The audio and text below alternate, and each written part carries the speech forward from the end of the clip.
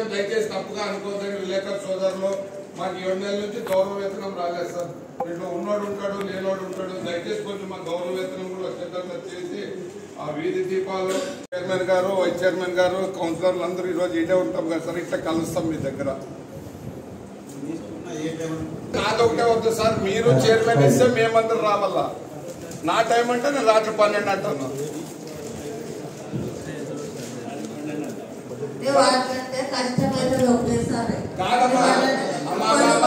ఒకేసారి 10,000 జనం ఉన్నారు, ఇక్కడ 4,000 జనం ఉన్నారు. అట్లా కాదు.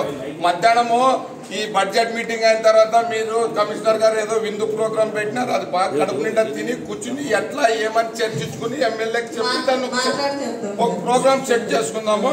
మీ ద్వారా ఏదో ఈరోజు చిన్న విందు కార్యక్రమం ఉందని వింటున్నామా.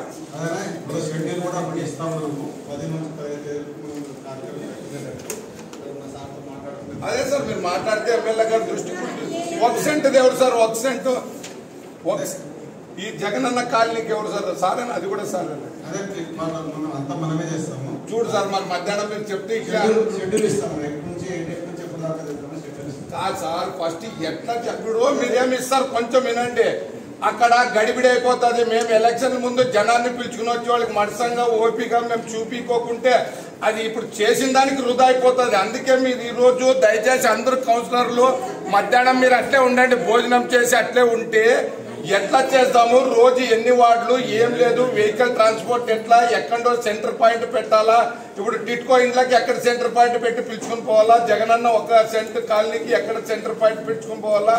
ఎన్ని వార్డులు ఏమని ప్రోగ్రామ్ చేసుకుని మీరు ప్రింట్అవుట్ తీయండి సార్. ఫస్ట్ ఏం లేకున్నట్లు తీసి మీరు జైలు తిరుపుకుంటే అక్కడ వచ్చిన జనంతో మాకు ఇబ్బంది అవుతుంది. ఎలక్షన్ టైంలో మరి చేసి తిట్లు తినాలి అవుతుంది మాకు.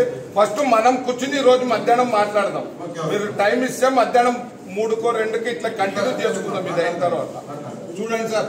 సార్ రెండోది సార్, కుళాయిల విషయంలో కూడా సారో లేదో రేట్లు పెంచుతామని దగ్గర 45 రోజులు అయింది సార్. కొత్త కుళాయిలకి పర్మిషన్ ఇవ్వడం లేదు. మీరు అవి ఎస్టిమేషన్ రేట్లు ఎప్పుడైనా పెంచుకోండి. మాకు కుళాయికి కొంచెం పర్మిషన్ ఇవ్వండి సార్. కొత్త కుళాయిలకి పర్మిషన్ ఇవ్వండి. ఆ ఎస్టిమేషన్ ఛార్జెస్ అని క్లర్కులు మీరు చెప్పినారో లేదో తెలియదు సార్. క్లర్కులు మాత్రము 40 రోజుల నుంచి ఏవి పని సాగడం లేదు సార్ కొత్త కుళాయిలకి.